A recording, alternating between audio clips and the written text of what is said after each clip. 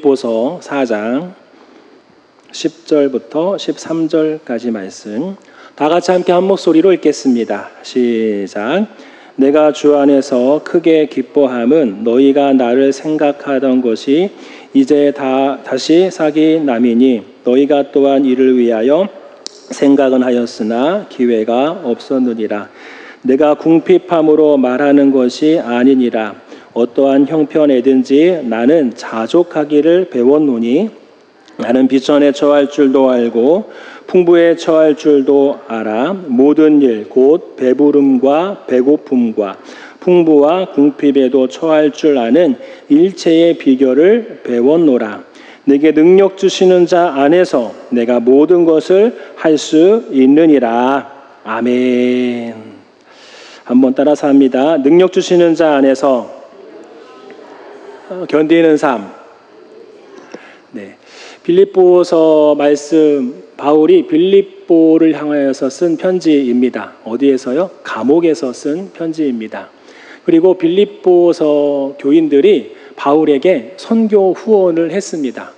마지막 이제 4장 내용을 쭉 보면은요, 바울이 왜 편지를 썼는지가 나와요. 그게 무슨 내용이냐 하면은 빌립보 교회가 선교원금을 보냈어요. 그러면 거기에 대해서 반응이 필요하잖아요. 그러면서 우리도 선교사님들이 와가지고 선교 후원을 받으시는 분들이 와서 선교 보고 같은 거를 하는데 그와 같은 취지로 바울이 편지를 쓴 거예요. 물론 거기 안에 다른 문제도 있었지만은 그 해결을 위해서도 쓰지만은 궁극적으로는 선교 후원 받은 빌립보 교회를 향하여서 후원해줘서 너무나 고맙다, 감사하다 이러한 내용의 어떠한 큰 핵심이 빌립보서 내용에 들어가 있습니다.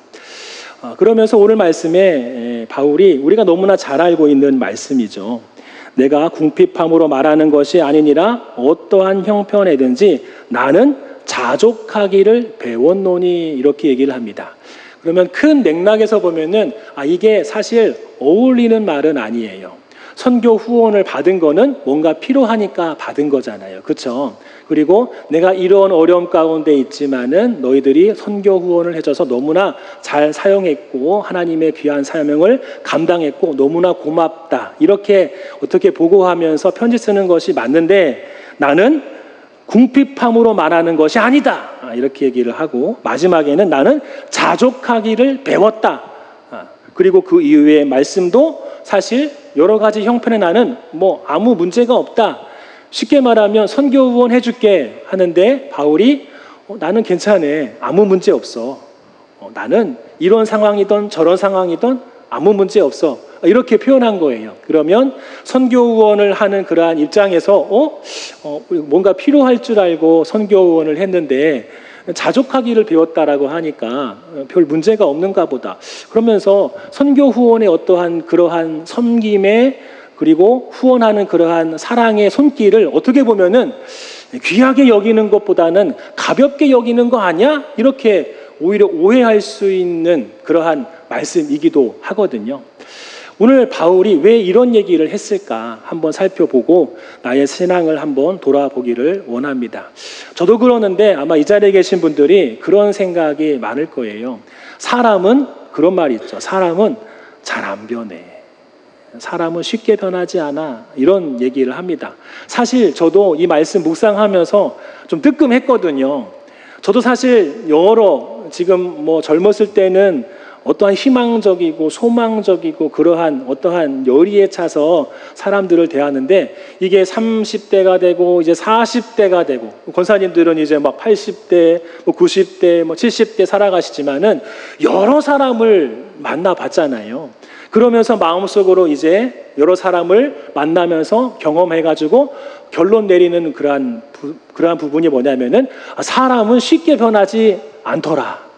저도 사실 요즘 그런 걸 많이 느끼거든요. 40대가 되니까 여러 사람을 만나잖아요. 그런데 작년이나 재작년이나 아니면 10년 전의 모습이랑 지금의 모습이 만날 때 저분은 별 크게 변한 것이 없네. 이런 것들을 많이 느끼면서 저도 모르는 사이에 사람은 쉽게 변하는 게 아니구나. 10년 전이나 지금이나 똑같네.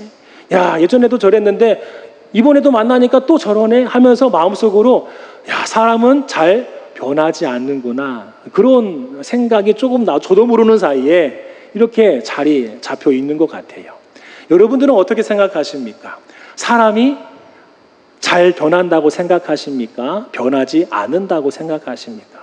아마 이 자리에 계신 분들 대부분이 사람은 내가 만나보니까, 경험해보니까 잘 변하지가 않아요. 이런 생각하면서 대부분이 어떤 말을 주로 해요?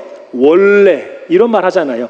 저 사람은 원래 저런 사람이야, 이렇게 얘기한단 말이에요. 나는 원래 이런 사람이야. 그리고 어떤 분은 믿음이 좋아가지고 보니까 되게 인품이 있고 성품이 너무 좋아요. 저분은 정말 믿음이 좋아서 원래 저렇게 정말 여러 상황 가운데 잘 이겨내시는 분이야, 이렇게 툭툭 우리가 얘기한단 말이에요. 좋은 분을 만나면. 저분은 정말 인품이 너무 좋아. 야, 언제나 만나면 만날수록 또 만나고 싶은 분이야. 저분은 원래 저런 분이야. 또 반대로 안 좋은 경우도 있죠. 욱하는 사람이 있어요. 그러면 저분은 원래 성품이 저런 것 같아. 저분은 태생이 원래 그래. 태어나서부터 원래 성격이 그런 것 같아. 사람의 성격은 태어날 때 어떻게 보면 이미 확정된 것 같아. 그 성격이 나이가 들어서 50대, 60대, 70대 가서도 별 큰 변동이 없는 것 같아. 이렇게 하면서 우리가 원래 태어나서부터 본질이 그분은 그런 분이야, 이렇게 얘기를 한단 말이에요. 그렇죠? 아마 마음속으로 나도 그런 것 같은데, 그렇게 생각하는 것 같아, 이렇게 공감하시는 분들이 있을 것 같아요. 그런데 성경 안에서 우리가 곰곰이 보면은 많은 변화의 사람들을 봅니다. 특별히 오늘 말씀에 빌립보 교회를 향해서 편지 쓴 이 바울 한번 생각해 볼까요? 이 바울은요, 정말 주님을 만나기 전에는 열성파였어요. 유대교의 열성파, 극단적인 어떻게 보면은 유대교인이에요. 그래서 유대교를 배척하는 자, 유대교 안에서 여호와 하나님을 향하여서 온전한 신앙을 갖고 있지 않는 자, 특별히 예수라고 하는 사람이 그리스도야라고 주장하는 그리스도인들을 향하여서 이 바울이라고 하는 사람은 어떻게 행동했어요? 열정을 가지고 맨 앞장서서 그 사람들을 잡아가지고 율법대로 처단하려고 힘쓰던 자예요. 그 말씀 사도행전에 나오지만 이 모습만 보더라도 바울은 어떤 젊은이였어요? 열정적인 사람이었어요. 여러분, 열정적인 사람을 한번 보시면은요, 이것저것 정말 여러 가지 일에 관여해가지고 일이 없어도 일을 만들고 또 다른 일이 없을까 만들고 자기가 하고 있는 일을 확장해가지고 붙여가지고 열정적인 사람은 뭔가 막 한단 말이에요. 우리 주변에도 열정적인 분들이 많잖아요. 보면은 항상 바빠요. 항상 뭔가 하고 있어요. 이런 분들에게 여유가 있을까요? 제 주변에도 열정적인 분이 있어요. 야, 어떻게 저분은 밤에 잠도 거의 잘 안 자는 것 같아요. 보면 한 얘기를 나눠보면은 1시, 2시에 자요. 다음 날에도 뭐 6시, 7시면은 벌떡 일어나가지고 또 하루를 시작하는 거예요. 이 일이 끝마치면 또 다른 일을 뭔가 해가지고 또 열정적으로 뭔가를 해요. 항상 그분은 바빠요.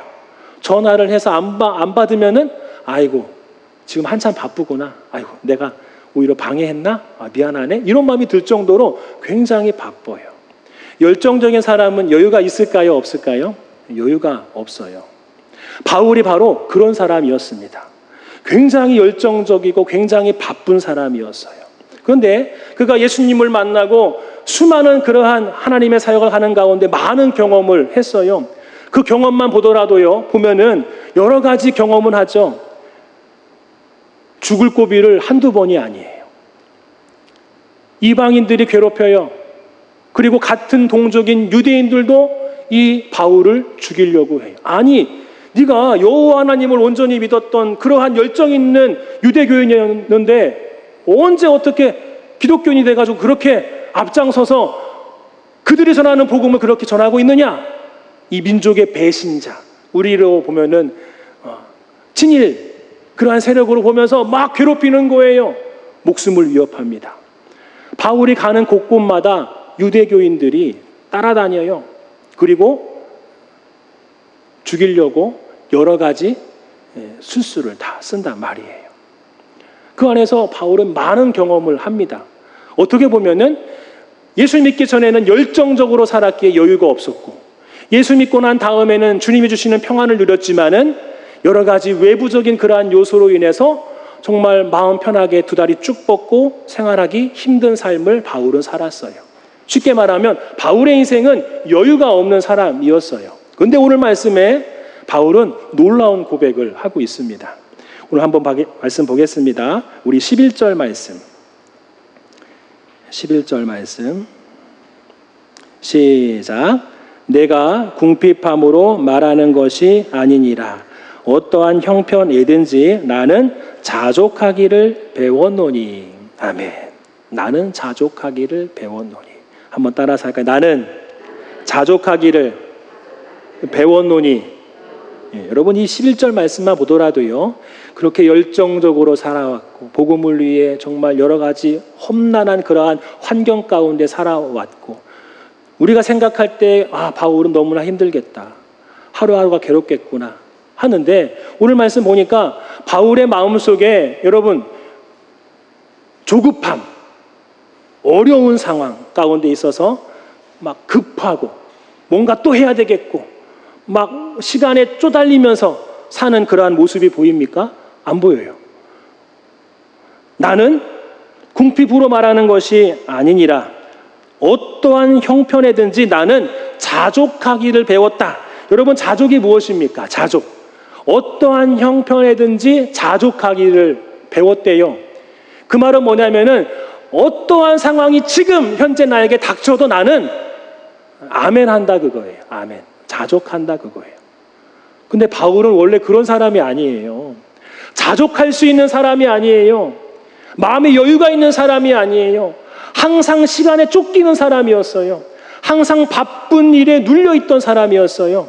그런데 나는 자족하기를 배웠다라고 말합니다. 저는 여기에서 정말 충격적인 얘기가 바로 배웠다는 거예요. 자족하기를 배웠대요. 자족하기를 배웠대요. 여기서 말하는 배웠다는 말은요, 지식 습득이 아니에요. 뭔가 책을 읽어가지고 그렇구나 머리에 딱 입력하는 그게 아니라, 이 말은 뭐냐면은 몸으로 배웠다는 거예요. 몸으로 체득했다는 거예요. 그러면 아까 제가 서두에 말했는데 사람은 쉽게 안 변해. 우리가 정말 마음의 막 삶 가운데 여유가 있어 보이는 분들 있잖아요. 뭔가 대화를 나누면은 푸근한 마음이 있어요. 저분과 대화하면은 나는 마음이 급했는데 대화 나누면 나도 모르는 사이에 여유가 생겨요. 그러면서 우리 마음속에 저분은 원래 성품이 저런가 보다 이렇게 생각을 하고 그 사람을 바라본단 말이에요. 또 반대로 여유가 있는 분이 아니라 항상 바쁘고 급하고 뭔가 쪼들려서 항상 불안해하고 두려워하고 하는 분들을 만나면은요, 저분은 항상 저러시니까 저분은 원래 그런가 보다, 그렇게 우리가 생각을 한단 말이에요.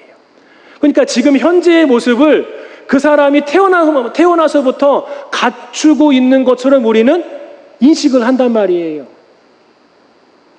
문제는 뭐냐면은 우리가 그러한 관점을 나에게도 적용한다는 거예요. 여러분 스스로에게 이런 말 해본 적 있죠? 나는 원래 이래. 저는 굉장히 내성적이거든요. 저는 이 자리에 올라와서 설교하는 것 자체가 제 체질과는 맞진 않아요. 하나님께서 어떻게 나를 부르셔가지고 이렇게 많은 분들 앞에서 설교를 하게끔 하셨을까? 저는 지금 이 자리에 서 있는 것도 기적이에요. 말하는 것도 기적이에요. 우리가 마음속으로 살면서 나는 원래 그런데 이렇게 얘기할 때가 있어요. 누군가 나한테 너는 왜 그래? 너 왜 그렇게 행동해? 너 왜 그렇게 생각할 수밖에 없어? 하면은 저도 모르게 반항심이 나서 그럴 수 있겠지만 우리가 쉽게 얘기해요. 나는 원래 그런데 내 성격은 이래 저래. 요즘 MBTI 해가지고 사람의 성격을 딱 여러 가지로 구분을 하거든요. 그런데 이 세상에 있는 정말 수십억의 그러한 사람들이 거기 안에 딱 들어간다면 살기 편할 것 같아요. 근데 그렇지 않잖아요. 근데 우리는 수십억의 사람이 MBTI에 다 들어간 것처럼 나를 그렇게 바라본다는 거예요. 나는 원래 그런 사람이야. 내 성격은 뭐야? 내 성품은 이런 거야. 나는 이런 특성이 있어. 나는 그렇게 살아야 돼. 이게 완전히 틀린 건 아니지만은 이 덫에 우리가 넘어질 수 있어요. 여러 가지 상황이 있죠. 지금까지 우리 이 자리에 계신 분들 정말 다양한 상황에서 살아오셨단 말이에요. 그때마다 우리가 힘든 일 겪을 때도 있고 기쁜 일 겪을 때도 있어요. 특별히 힘든 일 겪을 때에 그 상황에 내가 대처하는 모습이 미흡하면은 그때 우리가 이런 말이에요. 나는 원래 이러니까 이 정도밖에 할 수 없어. 이 정도만 했어도 잘 방어한 거야. 내 성격에. 하면서 나를 그렇게 단정지어서 나를 바라보는 이 관점이 우리의 신앙에 너무나 큰 문제가 될 수 있다는 거예요. 여기에는요, 사실 여러분, 변화가 있을 수 있을까요? 없을까요? 변화라고 하는 거는 가능성이 없어요. 왜요? 나는 원래 그러니까. 나는 원래 이런 사람이야 하는데 뭘 변화가 필요하겠어요? 다음에도 또 그러한 똑같은 상황이 벌어지면은 또 나는 원래 그러니까 하면서 그냥 힘들어하며 살아가는 거예요. 그렇죠? 이러한 관점, 고정관념이죠. 나를 바라보는, 나를 인식하는 나의 모양을 고정적으로 바라보면은 상황이 계속해서 나에게 주어진 나는 똑같은 모습으로 그 상황에 대처할 수밖에 없어요. 10년 전이나 20년 전이나. 어떤 분은요, 자녀에 완전히 매달리는 분이 있어요. 최근에 뭐 TV 프로그램 막 보면은요, 가정의 문제를 다루는 그러한 프로그램 보면은, 남편은 뭐 아예 관심도 없어요. 자녀에만 올인하면서 막 하면서 자기의 24시간 모든 시간을 그 자녀에게 완전히 올인하면서 완전히 묶여서 사는 거예요. 그게 그렇게 한 10년 그렇게 살아가는 거예요. 그러면서 자기는 원래 그러한 사람이야. 이렇게 고정관념이 탁 바뀌어버리면은요, 10년 후, 20년 후 어떻게 될까요? 아마 자기의 자녀가 결혼하고 그리고 손자, 손녀를 낳으면은요, 그 사람은 또 똑같이 손자, 손녀에게 그렇게 자기의 모든 것들을 쏟아놓을지도 몰라요. 자기의 삶은 없어요. 자기의 남편은 아예 안중에도 없어요. 가정 안에서 오로지 가정 안에서 오로지 손자, 손녀만이 완전히 자기의 인생 전체를 집어삼키고 있는 거예요. 그 말은 뭐냐면은 내 모습을 고정관념으로 바라보면 10년이나 20년이 지나도 30년이 지나도 변함없는 모습으로 우리는 똑같이 그 모습으로 살아갈 수밖에 없다는 거예요. 어떻게 보면 죽는 그날까지 그러한 모습, 변함없는 모습으로 살지도 몰라요. 왜요? 나를 고정관념으로 바라보니까. 나는 이런 사람이야. 나는 어쩔 수 없어. 나는 태생이 원래 그래. 그런데 바울은요, 여유가 없는 사람이었어요. 자족이요? 아니요. 열정적인 사람에게 자족이 사실 이렇게 맞아떨어지는 그러한 용어는 아니거든요. 열정적인 사람은요, 자족하는 게 힘들어요. 뭔가 계속 붙여야 돼요. 이게 부족하고 저게 부족하고, 아니야, 더 해야 돼. 이게 바울이었어요. 근데 오늘 말씀에 바울은 이 빌립보서를 쓰면서 나는 자족하기를 뭐 했다? 배웠다라고 얘기를 하고 있어요. 배웠다. 절대로 자족할 수 없는 이 바울이지만 그는 주님과 함께 신앙생활하면서 그 사명을 감당하면서 일상을 살아가면서 여러 사람을 만나면서 조금씩 몸으로 뭘 배운 거예요? 자족을 배운 거예요. 자족하기. 신앙이 성장이 된 거죠. 성숙된 신앙으로 나아가는 거예요. 바울은 성장했습니다. 여러분, 우리가 신앙생활을 할 때에 내 스타일, 나는 태어나서부터 이러한 모습이야, 이렇게 고정관념으로 나를 바라보면은 사실 신앙 성장은 쉽지 않아요. 어떻게 보면은 오히려 핑계대기 쉽죠. 이거 하셔야 됩니다. 저거 하셔야 됩니다. 말씀 묵상해야 됩니다. 매일매일 말씀 봐야 됩니다. 이게 매일매일 말씀 보는 것도 사실 어떻게 보면은 힘들죠. 나는 책 보는 게 힘들어. 저도 책 보는 게 사실 쉽지 않아요. 책만 보고 밤에 한 10시 정도에 책을 딱 펴면은요, 한 10분 지나면 그냥 눈꺼풀이 너무 무거워서 내려와요.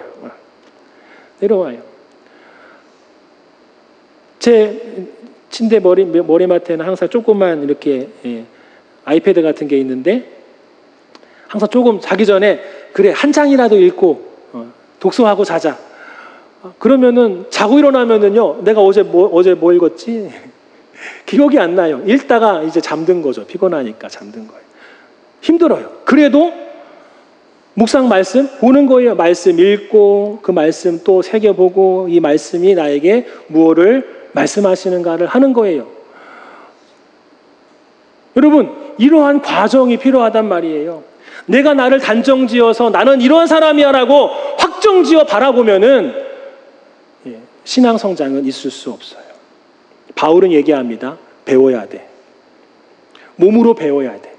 몸으로 내 그 삶을 체득해야 돼. 여러분 여기 계신 분들 뭐 운전면허증 많이 갖고 계시겠지만은 운전면허 어떻습니까? 처음에 운전 연습을 합니다. 면허증 받기 전에 그러면은요 심장이 벌렁벌렁거려요. 기능시험 합격했어요.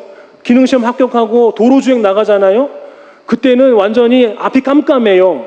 어떻게 될 것 같아요? 차가 와서 받을 것 같고 내가 누군가를 받을 것 같고 막 심장이 너무 떨려가지고 그때 기억이 생생합니다. 아버지랑 함께 차 타고 나가는데 너무나 힘든 거예요. 너무나 막 힘들어서 땀이 뻘뻘 나요. 그런데 지금 한 몇 년이 지났어요. 제가 20대에 했으니까 지금 한 30년이 거의 돼가는데 지금은요 나는 운전해야지, 기어를 넣어야지, 핸들을 이쪽으로 꺾어야지, 비가 오네 와이퍼를 켜야지, 라이트가 꺼졌네 라이트를 켜야지, 이런 생각 하면서 운전한 적이 거의 없어요. 그냥 몸이 반응하는 거예요. 몸이 반응하는 거예요. 지금이야 오토 운전이지만 옛날에는 기어 운전이었잖아요. 기어 운전도 마찬가지예요. 이게 단련되고 1년 지나고 10년 지나고 하면서 계속해서 운전하니까 매일매일 운전하니까 몸이 반응하는 거예요. 이게 기어 바꾸는 게 잘못하면 시동이 꺼지잖아요. 그런데 저도 모르는 사이에 나는 지금 바꾸려고 한 것도 아니에요. 그런데 팔이 먼저 움직여요. 요즘 TV에 뭐 달인이라고 하는 그런 거 보면은요 깜짝깜짝 놀라죠. 만두를 빚어요. 만두피 그 반죽을 똑똑 떼요. 똑 떼고 딱 그람수 재면은요 똑같아요. 100개고 200개고 똑같이 떼냅니다. 처음부터 그랬겠나요? 아니요. 아니에요. 그것을 10년, 20년 하다 보니까 나도 모르는 사이에 몸이 반응해가지고 이렇게 정확한 그램수를 항상 일정하게 떼내는 거예요. 떼내는 거. 여러분, 이게 오늘 바울이 말한 자족. 자족을 배웠다 얘기하는 거예요. 지금 바울은 정반대의 삶에서 또다시 정반대의 삶으로 지금 급성장한 거예요. 여러분, 신앙생활은 하나님께 우리가 책임을 전가하면 안 돼요. 주님이 나를 만나주시면 되겠지. 주님이 해주셔야지. 주님이 도와주셔야지. 주님이 나를 붙들어 주셔야지. 나는 노력 안 하고, 나는 훈련 안 하고, 나는 기도 안 하고, 나는 말씀 보지 않고 자연스럽게 신앙이 성장되는 줄 알아요. 주님이 도와주시는 부분 있죠. 그렇지만은 주님은 인격적이신 분이시기 때문에 내가 거절하면, 내가 그것을 귀찮아하면은 주님은 나를 강요하지 않습니다. 보편적으로. 여러분, 신앙의 성장은 따라서 합니다. 배우는 거다. 배우는 거다. 그래서 말씀 매일매일 읽는 거예요. 1분이라도 읽는 거예요. 매일매일 기도하는 거예요. 10분이라도 5분이라도 기도하는 거예요. 매일매일 일상을 살아가면서 주님을 십자가를 떠올려 보는 거예요. 훈련이죠. 어떻게 보면은 훈련. 배우고 훈련. 몸으로 습득하는 거예요. 그때 신앙 성장이 있어요. 여러분, 우리의 모습을 한번 돌아보기를 원합니다. 10년 전의 모습을 한번 돌아보시기 바랍니다. 10년 전의 모습과 지금 나의 모습을 돌아보기를 원합니다. 5년 전의 모습과 지금 나의 모습을 돌아보기를 원합니다. 큰 변화가 없나요? 그러면 우리는 쉽게 그렇게 얘기합니다. 나는 원래 이런 사람이니까 이런 거구나 이렇게 얘기해요. 핑계 좋죠. 너무 편해요. 이렇게 툭 얘기해버리면 더 이상 얘기할 것이 없어요. 나는 원래 그런 사람이야. 그러면 뭐 10년 전이나 5년 전이나 똑같으면 누가 뭘 할 사람이 뭐가 있겠습니까? 그렇지만은 중요한 거는 안 좋은 상황이 주어지면 여전히 나는 그 상황에서 똑같은 모습으로 대처할 수밖에 없다는 거예요. 왜요? 나는 원래 그런 사람이니까 다른 거 생각지도 않는 거예요. 나는 원래 성격이 그래서 이렇게 살아가는 것이 어떻게 보면은 내 운명이지 뭐 이렇게 얘기를 한단 말이에요. 주님은 그 모습 보시고 안타까워하십니다. 아닌데, 아니야. 너는 원래 그런 것이 아니야. 원래라고 하는 말은 없어. 주님이 안타까워하시는 거예요. 신앙 성숙을 여러분 우리가 기질로 이해하면 안 됩니다.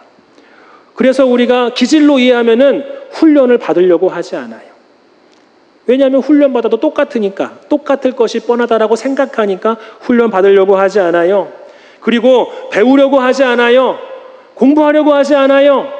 그냥 나에게 주어지는 상황만 바뀌기를 바랄 뿐이에요. 이것이 혹시 나의 신앙의 모습은 아닙니까? 여러분, 상황의 노예가 되지 않기를 바랍니다. 상황의 노예가. 그렇지만은 배워야 되는구나. 내가 죽는 그날까지 주님 알기를 힘써야 되는구나. 내가 훈련받아야 되는구나. 이 훈련이라고 하는 것이 늘 언제나 힘들어, 나를 너무나 괴롭혀 이렇게 생각할 것이 아니라 이것이 조금씩 가벼운 것부터 시작하면은요, 나중에는 점점 더 이제 강도가 커져도 견뎌낼 수 있거든요. 군인들 들어가면은요, 처음에 딱 입대하면은 얼마나 힘들어요. 아침에 일찍 일어나는 것 자체가 힘들어요. 모든 훈련이 다 힘들어요. 그렇게 1년 지나면은요, 나중에는 그거 별거 아니에요. 똑같이 하는 구보, 똑같이 하는 훈련, 똑같이 생활하는 그러한 하루의 일과 모든 것들이 사실 1년 지나면 아무렇지도 않아요. 처음에는 그것이 힘들죠. 처음에는 그것이 너무나 괴롭지만은 나중에는 그게 시험이 아니라 이게 과제가 되는 거예요. 해치우면 끝나는 거예요. 여러분, 나는 배워야 된다. 이렇게 나를 바라보면서 그렇게 수긍하시기를 바랍니다. 여러분, 우리는 배워가는 존재입니다. 훈련해가는 존재예요. 훈련 받아가는 존재예요. 우리 옆에 분에게 배웁시다. 한번 인사하겠습니다. 배웁시다.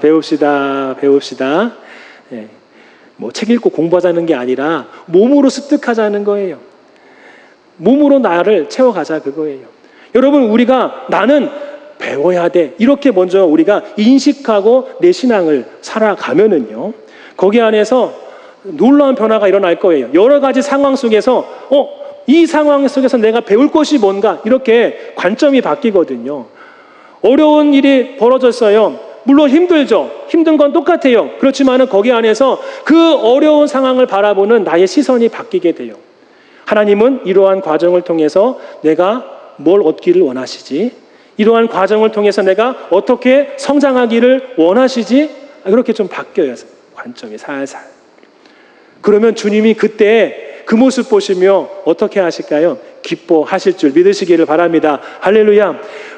주님의 그러한 계획 속에 커리큘럼이 있어요. 커리큘럼이 뭐냐면은 1교시 뭐 배우고 2교시 뭐 배우고 1학년 때 뭐 배우고 그러한 교육의 과정을 커리큘럼이라고 하거든요. 우리 하나님도 여러분들을 향해서 여러분의 인생 가운데에 여러분들을 성장시키기 위해서 여러 커리큘럼을 지금 준비하고 계셔요. 그리고 그 과정들을 통해서 여러분들을 조금씩 오늘 바울이 자족하는 사람으로 선 것처럼 여러분들을 또한 그렇게 성장하는 그러한 그리스도인으로 빚어 가시는 줄 믿으시기를 바랍니다. 할렐루야. 벌써 2026년도 전반기가 훌딱 지났어요. 지금 여름이 다 지나가고 이제 9월을 앞에 두고 있어요. 남은 2026년도도 우리가 전반기보다 좀 더 성장하고 성숙한 그러한 그리스도인으로 나아가야 되지 않겠습니까? 주님 다 예비해 놓으셨어요. 여러분 자신을 배워가는 존재로 바라보시기를 바랍니다. 그러면 후반기 하나님은 놀랍게 여러분들을 성장시키실 거예요. 그러면 전반기에는 내가 이러한 상황 속에 이것밖에 안 됐는데 지금은 똑같은 상황인데도 별로 힘들지 않네. 견뎌낼 수 있을 것 같아. 더 기도하고 더 주님을 의지하는 모습으로 바뀌었네. 그때는 좌절만 했는데, 그때는 주저앉기만 했는데 지금은 기도하고 있네. 말씀을 읽고 있네. 이런 것들을 경험할 수 있기를 주님의 이름으로 축복합니다. 할렐루야. 언어를 바꾸는 게 굉장히 중요해요. 이번 한 주간 여러분 삶 속에서 아까 우리가 잠깐 나누었지만 지금도 어려움 가운데 있는 분들이 있어요. 저도 마찬가지예요. 거기 안에서 하나님께서 나에게 어떤 것을 가르쳐 주시려고 하시지? 어떠한 부분이 성장되기를 원하셔서 이러한 상황이 나에게 주어진 거지? 그렇게 배우는 자의 태도, 배우는 자의 그러한 마음으로 여러분의 삶에 임하시기를 바랍니다. 문제가 많다면 그 문제를 이거는 문제라기보다는 내가 풀어야 할 과제구나, 이렇게 한번 생각해 보시면서 지금의 상황에 임해 보시기를 바랍니다. 과제는 뭐예요? 풀어보는 거잖아요. 풀어보는 거예요. 하면은 끝나는 거예요. 거기에 그거를 과제가 아니라 문제로만 바라보면은 너무나 지쳐요. 힘들어요. 성장은 없어요. 과제로 바라보면 그때 성장이 이루어지거든요. 성장이 이제 딱 시작이 되는 거예요. 이번 한 주간 그렇게 살아가면서 이번 한 주간도 짧은 시간이지만 오늘보다 다음 주 주일이 더욱더 성장된 모습으로 함께 주님 앞에 모여서 주님을 예배할 수 있는 저와 여러분 되기를 주님의 이름으로 축복합니다. 말씀을 정리합니다. 신앙 성장은 자동이 아니에요. 신앙 성장은 한 번에 동전 딱 뒤집듯이 바뀌어지는 게 아니에요. 과정이 있어요. 배움의 과정이에요. 훈련의 과정이에요. 오늘 그걸 참지 못하고 인내하지 못하면 성장이 없어요. 이번 한 주간 그러한 모습으로 여러분 스스로를 세워가되 주님의 은혜 가운데 설 수 있기를 바랍니다. 오늘 마지막 말씀 구절 한번 읽고 기도하기를 원합니다. 13절 말씀. 13절 말씀 시작. 내게 능력 주시는 자 안에서 내가 모든 것을 할 수 있느니라. 아멘. 바울은 고백해요. 본인이 자족하기를 배웠다라고 했는데 그 스스로의 능력이 아니었던 거예요. 그것도 주님이 도와주시는 과정이었다는 거예요. 내게 능력 주시는 자 안에서 내가 모든 것을 할 수 있다. 내게 능력 주시는 자 안에서, 이건 성취의 능력이 아니거든요. 어떠한 상황에든지 나는 흔들리지 않을 수 있는 능력을 얻었다, 그거예요. 어떠한 상황에든지. 말씀은 안 나누었지만은 앞에 내가 궁핍에 처할 줄도 알고 풍부에 처할 줄도 안다 고백하거든요. 궁핍에 처할 줄 아는 거는 이해가 돼요. 그런데 풍요로움에 처할 줄 아는 것도 배워야 되나? 그런 생각이 들잖아요. 풍요로운 거 그냥 주면은 누리면 되지 뭐. 그런데 바울은 얘기해요. 궁핍에 처할 줄도 알고 그리고 풍부에 처할 줄도 안다. 그 말은 뭐냐면은 풍부에 처하는 것도 배움이 필요하다 그거예요. 여러분 풍부하면 좋은 것 같죠? 풍부할 때 휘청휘청 다 넘어집니다. 그때 신앙이 다 많은 것들을 갖고 있어요. 그때 넘어지기 쉽거든요. 바울은 그걸 한 거예요. 그걸 배운 거예요. 가진 것이 많이 있어도 자만하지 않고 오만하지 않고 교만하지 않는 법을 배운 거죠. 또 그러니까 내게 능력 주시는 자 안에서 내가 모든 것을 할 수 있다는 것은 성취의 능력이 아니라 어떠한 상황이든지 이쪽으로 흔들리든지 저쪽으로 흔들리지 않을 수 있는 능력을 얘기하는 거예요. 그게 누구 안에서요? 주님 안에서 주어집니다. 할렐루야. 오늘 이번 한 주간도 그 주님의 도우심을 경험할 수 있는 저와 여러분 되기를 바랍니다.